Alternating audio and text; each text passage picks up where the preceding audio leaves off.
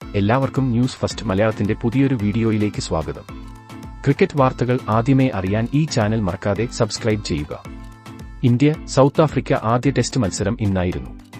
World കപ്പിന് ശേഷം രോഹിത്, കോഹ്ലി, ബുംറ തുടങ്ങിയ താരങ്ങൾ എല്ലാവരും തന്നെ ആദ്യ ടെസ്റ്റ് മത്സരത്തിലേക്ക് തിരിച്ചെത്തി. രോഹിത് ശർമ്മ തന്നെയാണ് ഇന്നത്തെ ഇന്ത്യയുടെ ക്യാപ്റ്റൻ.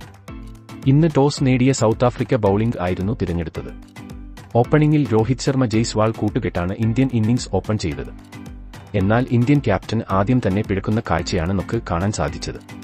14 പന്തിൽ വെറും 5 റൺസ് നേടി ഇന്ത്യൻ ക്യാപ്റ്റൻ രോഹിത് ശർമ്മ പുറത്തായി.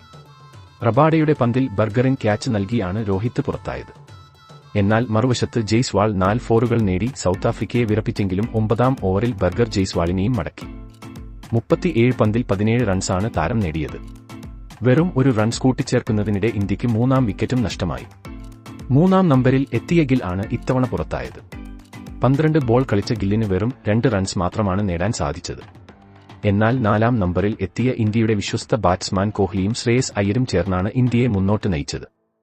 ഇരുവരും ചേർന്ന് 68 റൺസിന്റെ മികച്ച പാർട്ണർഷിപ്പ് ആണ് കൂട്ടിച്ചേർത്തത്. കോഹ്ലി സൗത്ത് ആഫ്രിക്കൻ ബൌളർമാരെ പഞ്ഞിക്കിട്ടു എന്ന് തന്നെ പറയാം. എന്നാൽ ആദ്യ സെഷൻ കഴിഞ്ഞ് 2ാം സെഷന് ഇറങ്ങിയ ഇന്ത്യയുടെ വില്ലനായി റബാഡ വീണ്ടും എത്തി.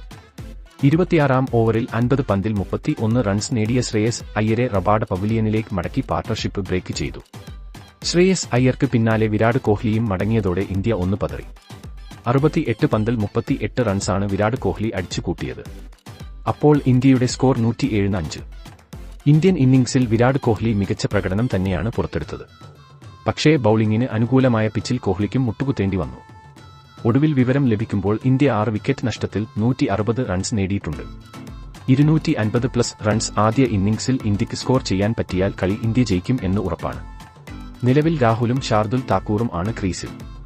അപ്പോൾ ഇന്നത്തെ കളിയെപ്പറ്റിയുള്ള നിങ്ങളുടെ അഭിപ്രായം താഴെ കമന്റ് ചെയ്യുക.